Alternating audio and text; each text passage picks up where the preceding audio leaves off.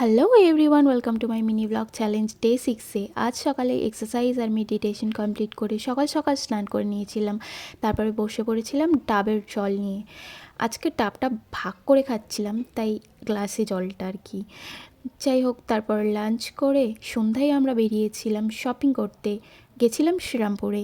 সেখানে কয়েকটা জিনিস কেনার ছিল আর কি। সেগুলো কেনাকাটা কমপ্লিট করে আমি রাস্তা দিয়ে হাঁটতে হাঁটতে দেখতে পেলাম একটা ফুল গাছের দোকান।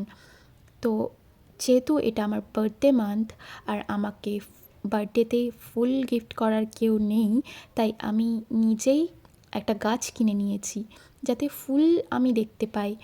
আর হ্যাঁ, এটার জন্য পে কিন্তু আমি নিজে করিনি, আমার বরমশাই করেছেন।